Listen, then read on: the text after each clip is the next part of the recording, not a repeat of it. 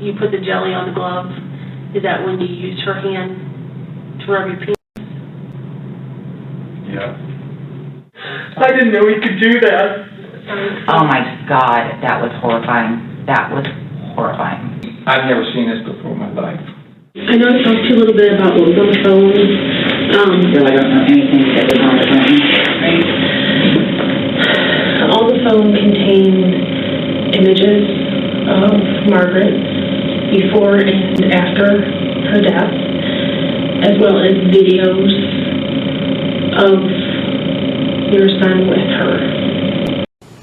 It is therefore ordered that you shall be put to death by electrocution in the method prescribed by law, and that you shall be transferred to the custody of the warden at the Tennessee Prison for Women. And further, on the 12th day of January 1997, your body shall be subjected to shock by sufficient current of electricity. May God have mercy upon you. Mr. Bates, take Mr. Pike into the door. Can I please have my mom before I go? Mr. Bates, please hold Miss Pike in the dock. Please, let me just love my mom.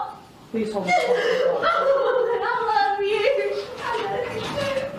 And I love you too.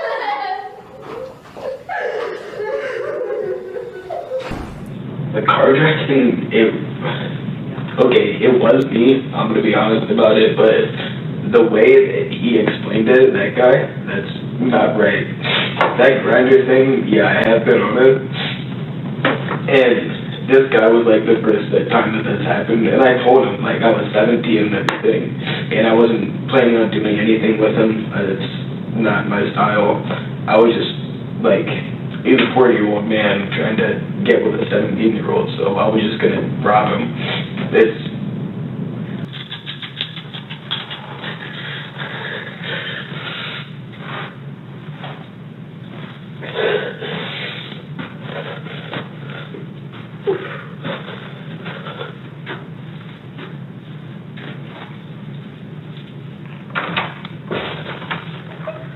He wasn't even out of high school, 17 years old. And in a quiet Ohio courtroom, a teenager heard the words that would define the rest of his life. Life in prison without parole. The victim? Margaret Douglas is 98 years old, a lifelong resident of Wadsworth, Ohio. Her death shattered a town and set off an investigation that stunned even seasoned detectives. The judge's voice trembles slightly as she reads the verdict. Life in prison without the possibility of parole. A hush falls over the Medina County courtroom. Reporters stop typing, family members clutch one another, and every eye turns to the defendant, 17-year-old Gavon Ramsay. Instead of breaking down, Gavon looks straight ahead. For a heartbeat, nothing moves. Then the corners of his mouth lift, just enough to be seen, just enough to chill the room. A teenager has been condemned to spend every remaining day behind bars, and his only answer is a faint, unreadable smile. Across the aisle, relatives of year Margaret Douglas, a 98-year-old widow from Wadsworth, Ohio, bow their heads. For them, the sentence can never balance the loss. A great-grandmother known for her kindness, gone in a single night of violence. Investigators would later testify that the crime scene showed signs of a forced entry and a struggle. Prosecutors described evidence recovered from Gavon's phone, hidden folders, disturbing images, and digital breadcrumbs that placed him inside Margaret's home on that April morning in 2018. The story gripped Ohio. How could a quiet high school student, no criminal record, no history of abuse, commit an act so brutal that seasoned detectives said it haunted them for years? Was this a sudden snap, or a darkness slowly forming beneath the surface? Journalists combed through court filings and appeals, uncovering writings and searches hinting at violent fantasies. Psychologists debated whether youth could explain such cruelty, while lawmakers later passed Senate Bill 256, raising questions about possible parole hearings for juvenile lifers. Inside the courtroom, none of those debates mattered. The jury had already spoken. The evidence was overwhelming. The verdict, final. When the gavel fell, it marked not just a sentence for a teenager, but a community's attempt to close a wound that refused to heal. Yet the image that endured wasn't the gavel, it was the smile. To some, it signaled arrogance. To others, numb shock. Whatever it meant, that single expression became the face of a case that challenged the boundaries of empathy, justice, and fear. In the years since, Margaret's family has fought to ensure the punishment remains intact. Each new court ruling rekindles their grief. Each headline revives the question, what turns a child into a killer, and can society ever truly understand? This is the story of Gavon Ramsay, a teenager who crossed an unthinkable line, and of Margaret Douglas, the woman whose life reminded a town of what innocence looks like. Stay with us as we uncover the events that led to that haunting smile and the lifelong sentence that followed. This is the case of Gavon Ramsay and the chilling path that led to that life sentence. Gavon N. Ramsay was born on March 23, 2001. In Ohio, he is white and at the time of sentencing was incarcerated at Grafton Correctional Institution. His crimes include aggravated murder, aggravated burglary, kidnapping, and abuse of a corpse. It is possible that Gavon's environment lacked strong supervision or intervention for emerging mental health or behavioral issues. Many juvenile offenders who escalate to extreme violence show small signs of obsessive fantasies, isolation, difficulty relating to peers that go unaddressed. While there is no confirmed criminal record prior to the murder, several elements in the investigation suggest that disturbing tendencies had been developing. These acts, when pieced together, indicate the presence of deviant sexual interests, extreme objectification, and a profound disregard for human dignity. From what the public record reveals, several patterns become evident. 1. Secrecy concealment, hidden folders, encrypted content, suppressed fantasies. He knew how to hide his darker self from those around him. 2.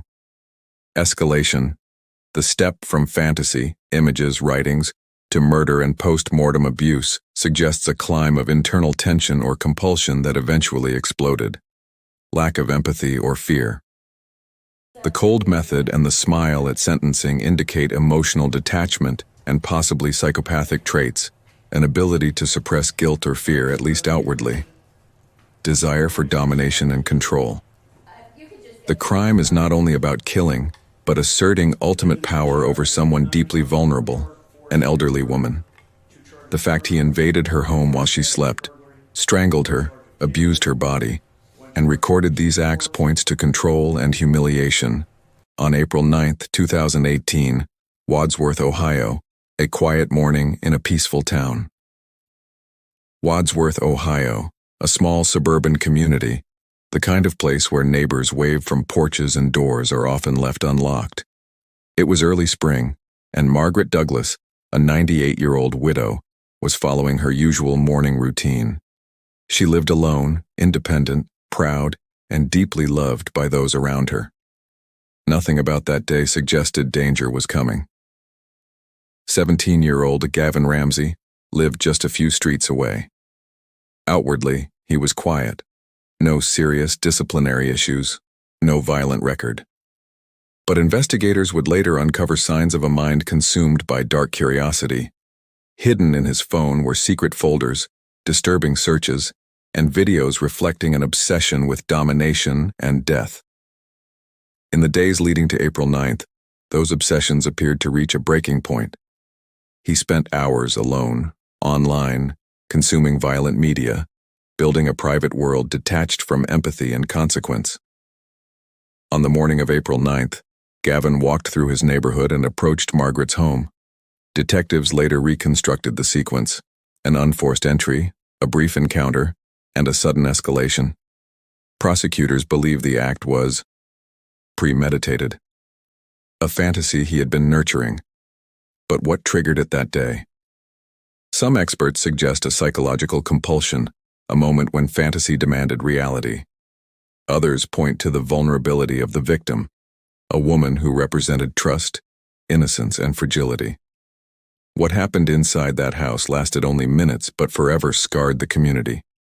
Margaret was attacked and killed by manual strangulation. A deeply personal method requiring proximity and intent.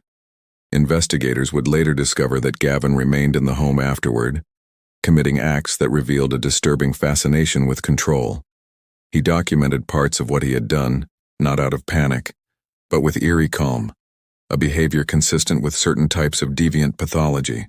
When neighbors didn't see Margaret later that day, they grew worried. She was reliable, always collecting her mail, greeting neighbors, and keeping her blinds open. Family and friends tried calling. When no one answered, they alerted local police. Officers arrived at Margaret's home and found signs that something was wrong. Her door unlocked, the home disturbed, and Margaret unresponsive.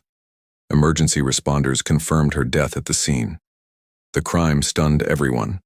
There were no signs of burglary for profit, no missing valuables, no obvious motive. It felt targeted, personal, senseless. Detectives from the Wadsworth Police Department and the Medina County Sheriff's Office began canvassing the neighborhood. They reviewed security footage, interviewed neighbors, and collected forensic evidence. Clues began to point towards someone local, someone who knew the area. Surveillance footage showed Gavon near the property. Experts later described the case as one rooted not in rage or revenge, but in a psychological pathology. A young man drawn to violence, control, and morbid curiosity. One video clip stood out, a young man walking near Margaret's home around the time of the crime. That man was 17-year-old Gavon Ramsay, a local teenager known to live nearby. His name soon rose to the top of the suspect list. Investigators obtained a warrant to search Gavon's home and seized his phone. What they found was chilling. Buried within a hidden folder labeled "Dark" were images and videos directly linking him to the murder scene. Some content reportedly depicted the crime itself, along with other disturbing material showing a fascination with violence and control. Digital forensics also revealed location data, confirming his presence inside the victim's home. It wasn't just evidence, it was a confession told through technology. Confronted with mounting evidence, Gavon was arrested and taken into custody. Officers described him as calm, detached, and eerily emotionless.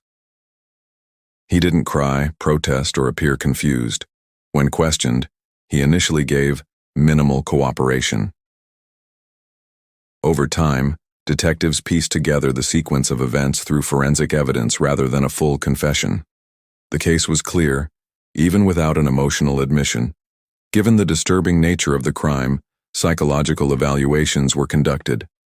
Experts noted traits consistent with antisocial personality behaviors, a lack of empathy, emotional detachment, and a fascination with domination. Prosecutors emphasized that the act wasn't impulsive. It was planned, deliberate, and driven by deviant curiosity. Gavon's cold demeanor during questioning and in court would become a central focus for both sides. Prosecutors charged Gavon Ramsay as an adult Mao, given the severity of the crime. He faced multiple counts, including aggravated murder, aggravated burglary, kidnapping, gross abuse of a corpse. These charges reflected not just the killing, but the calculated violation of a defenseless victim. The case proceeded to trial in Medina County Court. The prosecution painted a portrait of a teenager consumed by violent fantasies, one who meticulously planned and executed a crime to fulfill his own desires. They presented the digital evidence, forensic results, and the disturbing content on his phone as proof of premeditation and intent. The defense focused on his youth, arguing that his age warranted consideration for rehabilitation rather than permanent incarceration. They pointed to the developing adolescent brain and argued that his actions reflected immaturity rather than pure evil. But the gravity of the crime and the evidence left little room for doubt. After reviewing the evidence, the jury found Gavon Ramsay guilty on all counts. The judge's words echoed across the silent courtroom: life in prison without the possibility of parole. Family members of Margaret Douglas wept quietly. Some described the sentencing as justice, others as a painful reminder that no punishment could bring her back. As the sentence was read, witnesses noted Gavon's unsettling composure. No tears, no visible remorse. In one moment that would later define the public's perception of him, he smiled faintly, a gesture many interpreted as arrogance or detachment. The courtroom, filled with grief and disbelief, froze in silence. Gavon Ramsay began serving his sentence at Grafton Correctional Institution. He later filed appeals, but his conviction was upheld. In 2021, Ohio's Senate Bill 256, which allows parole consideration after 25 to 30 years for juvenile offenders, reignited fear in Margaret's family. They continue to fight to ensure his sentence remains intact. Today, Gavon remains incarcerated, his case a haunting reminder of how a single act can forever scar a community, and how justice must grapple with the darkness hidden behind youthful faces. The murder of the 98-year-old Margaret Douglas shattered the quiet trust of Wadsworth, Ohio. In a town where neighbors once left doors unlocked, fear replaced familiarity. Vigils filled the streets as candles flickered in memory of a woman known for her kindness and independence. Her family sat through every hearing, their grief deepened by the haunting image of 17-year-old Gavon Ramsay, smiling as his life sentence was read. The case drew widespread media attention, described as one of the most disturbing crimes in county history. Residents wrestled with disbelief. How could someone so young harbor such darkness? Investigators, too, carried emotional scars, calling it a case they would never forget. Today, Gavon Ramsay serves the life in prison without parole at Grafton Correctional Institution. Yet a change in Ohio law, Senate Bill 256, could allow parole consideration after 25 years, sparking renewed fear for Margaret's family, who vowed to oppose any release. No public record shows remorse or rehabilitation from Gavon. His chilling composure remains the case's defining memory. For Wadsworth, Margaret's story stands as both tragedy and warning, a reminder that even in peaceful places, hidden darkness can emerge, and that justice, though served, cannot always bring peace. If you thought a 17-year-old's smile after murder was chilling, wait until you meet the only woman on Tennessee's death row, a teenager who turned jealousy into torture. It is therefore ordered that you shall be put to death by electrocution in the mode prescribed by law, and that you shall be transferred to the custody of the warden at the Tennessee Prison for Women. And further, on the 12th day of January, 1997, your body shall be subjected to shock by a sufficient current of electricity. May God have mercy upon you. Mr. Bates, take Mr. Pike into the house. Can I please have my mom before I go? Mr. Bates, please hold Ms. Pike in the dock. Please, let me just love my mom. Please hold Ms. Pike in the dock. I love you. I love you too. And I love you too.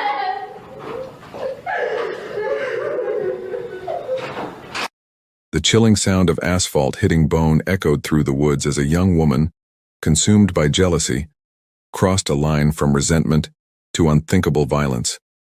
It wasn't just a crime of passion, it was a brutal act of possession. Krista Pike, barely out of her teens, committed a murder so grisly it would haunt the public for years to come. Her life was nothing but a slow burn, until it was extinguished, the prosecutor would later say of Colleen Slemmer, the victim.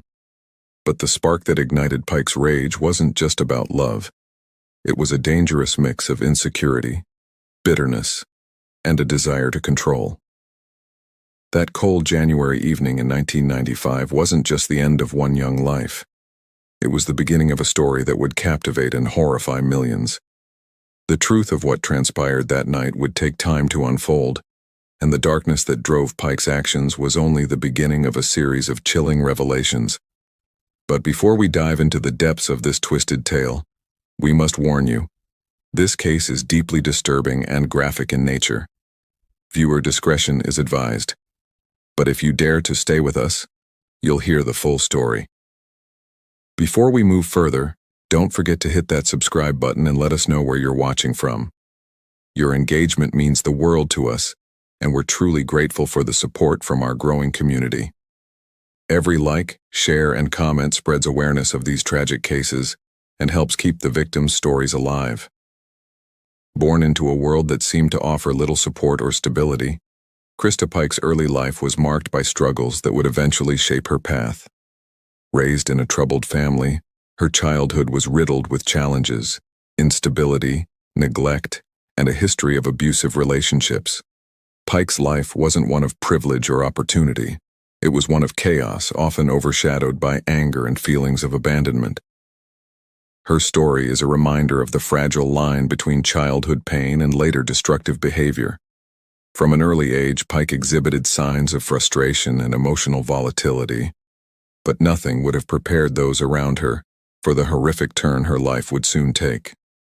Family dynamics, and particularly her rocky relationship with her mother, seemed to have set the stage for deeper psychological struggles.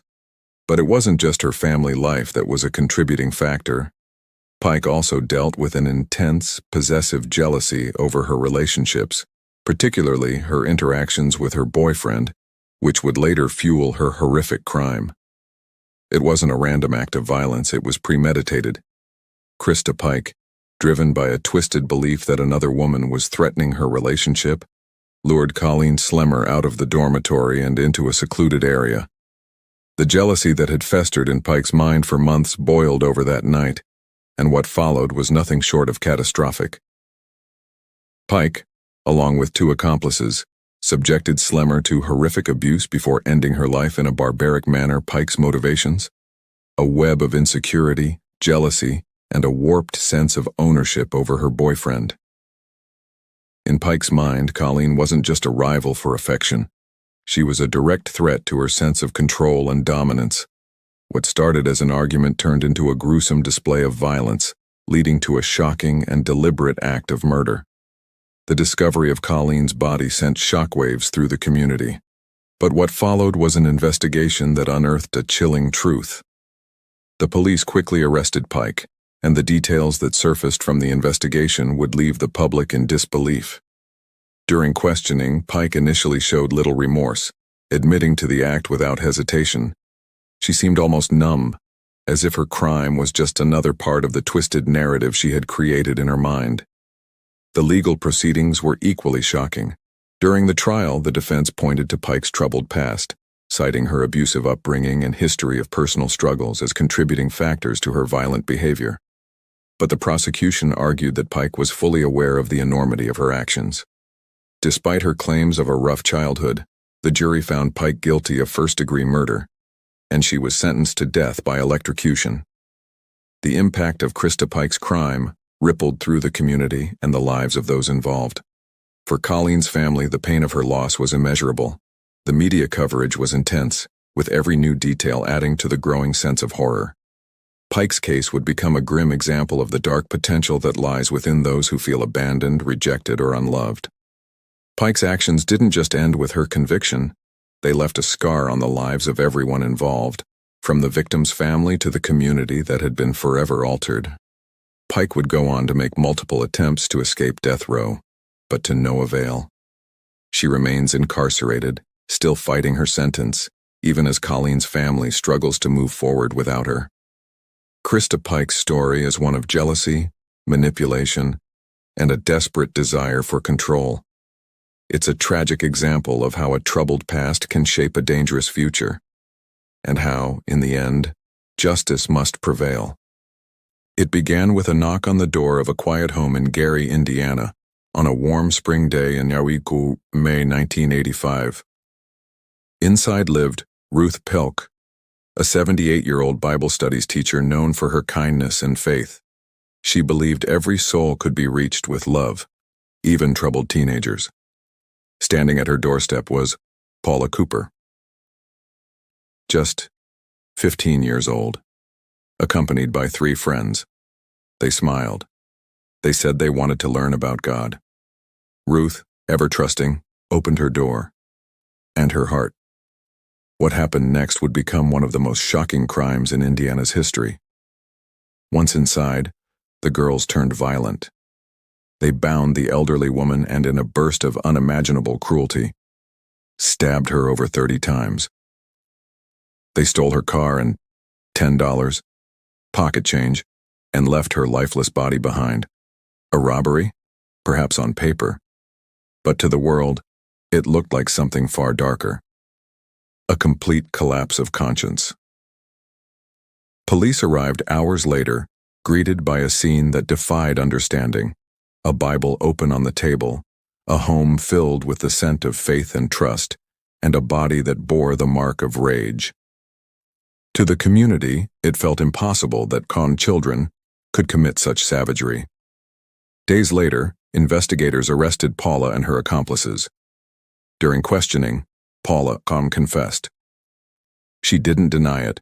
Her words were calm, her tone detached. The confession was chilling not just for what she said, but how she said it. There were no tears, no fear, no remorse. In 1986, when the courtroom filled for sentencing, the world watched. Reporters filled the benches, activists crowded outside. The air was heavy, not just with grief, but disbelief. Could a 15-year-old be sentenced to death? Could a child face the electric chair?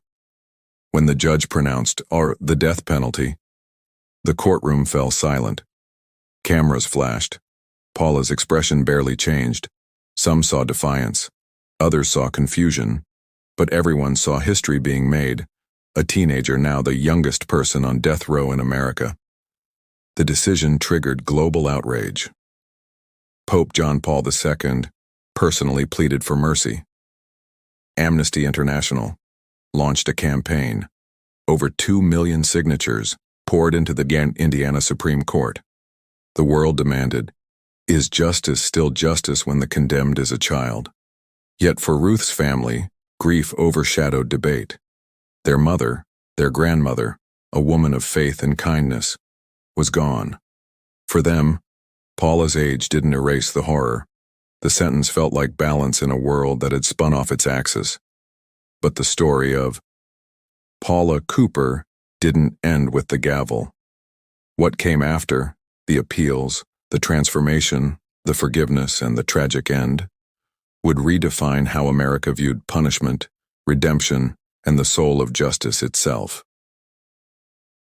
The brutal nature of the murder and the youth of the perpetrators drew immediate media attention. The image of a kind elderly woman murdered by schoolgirls shook Indiana to its core. Public outrage built quickly. Many demanded the harshest penalty possible. For investigators, the case was solved swiftly, but its moral complexity had only just begun. Before trial, psychological assessments were ordered.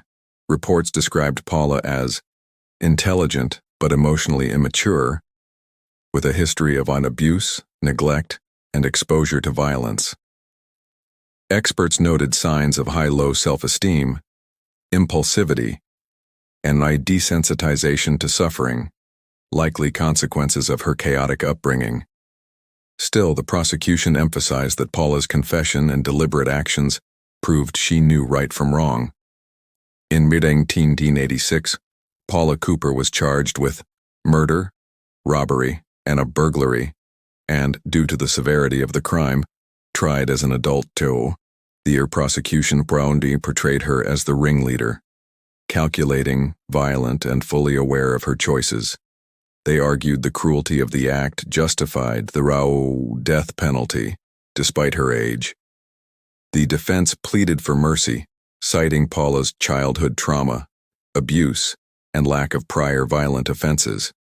They argued she was a product of her environment, not inherently evil, a damaged teenager in need of rehabilitation, not execution.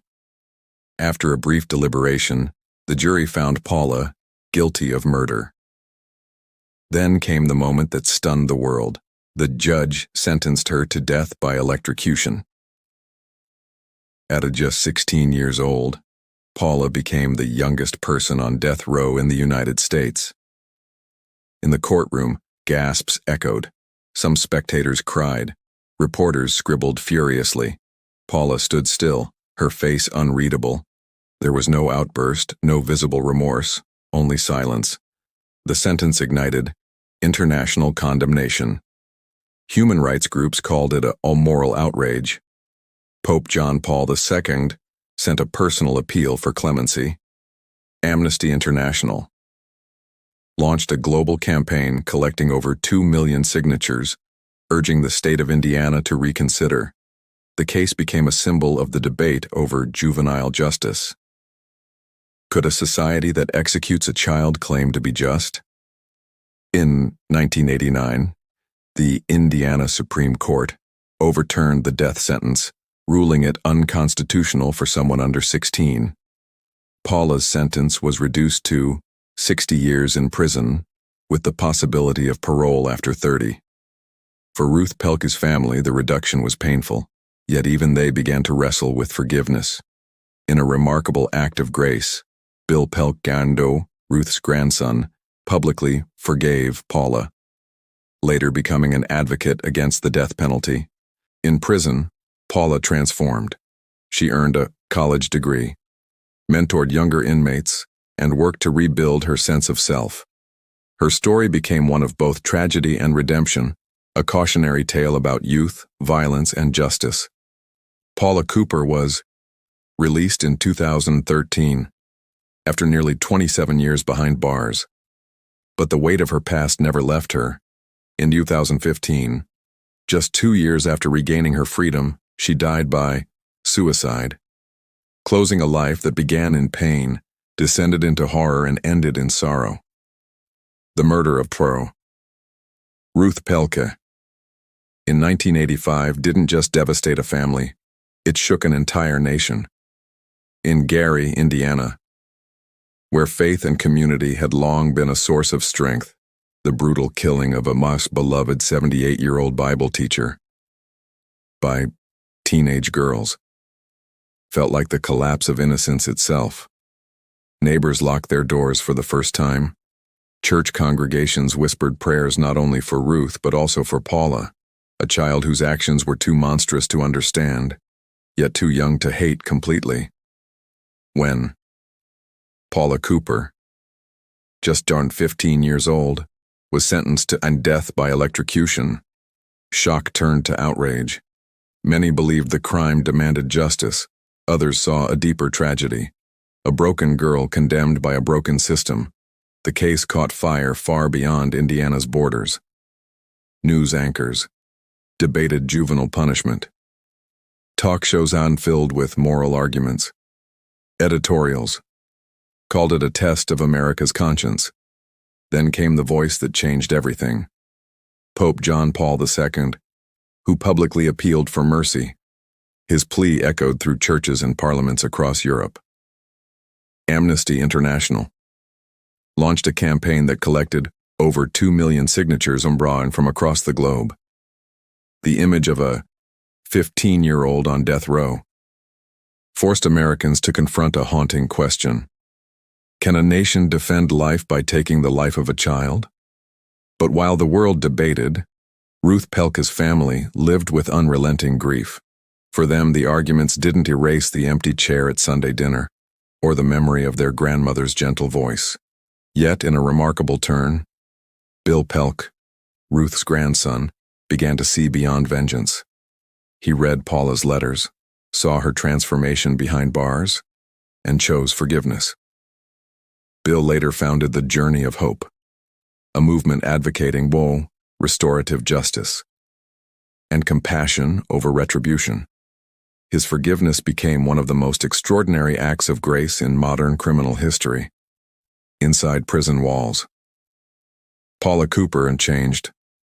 Gone was the defiant teen who once lashed out at a world she thought had abandoned her. In her place stood a young woman seeking redemption.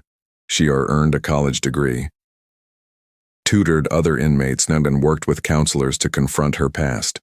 To those who met her, she spoke with humility and remorse, often expressing deep sorrow for the life she took. In 1989, the Indiana Supreme Court overturned her death sentence, citing her age and the Eighth Amendment's ban on cruel punishment. Her sentence became 60 years, with parole eligibility after a 30-year After serving nearly 27 years, Paula walked free in June 2013. A 43-year-old woman stepping into a world that had debated her life for decades. Freedom, however, came with its own burdens. After nearly 3 decades in confinement, the outside world felt foreign. Technology, culture, and life itself had changed beyond recognition. Paula struggled to adjust. The shadows of her past, the guilt, the scrutiny, the media's gaze, followed her everywhere. Tragically, on May 26, 2015, just 2 years after her release, Paula took her own life in Indianapolis. She was 45 years old. For those who had hoped her story would end in redemption, her death was a heartbreaking reminder of how trauma lingers. Even after justice, even after forgiveness. The case of Paula Cooper remains one of America's most haunting lessons. It sparked legal reforms that later influenced Roper v. Simmons, 2005, the landmark Supreme Court ruling abolishing the death penalty for juveniles. It also revealed the profound power of your forgiveness, how one act of compassion can ripple louder than any verdict. Today, both Paula and Ruth are gone. One a victim of violence, the other a victim of circumstance and despair. But their intertwined stories continue to echo, in classrooms, in courts, and in the hearts of those who believe justice is not only about punishment, but understanding the pain that creates it. Thank you for watching this heartbreaking story to the end. If you were moved by this case, you will want to hear about the next one, and kindly tell us where you're watching from and what time is it. Don't forget to subscribe to The Final Hour, because we bring you the most chilling cases. Click on the image showing on your screen now to watch the next story. Stay tuned.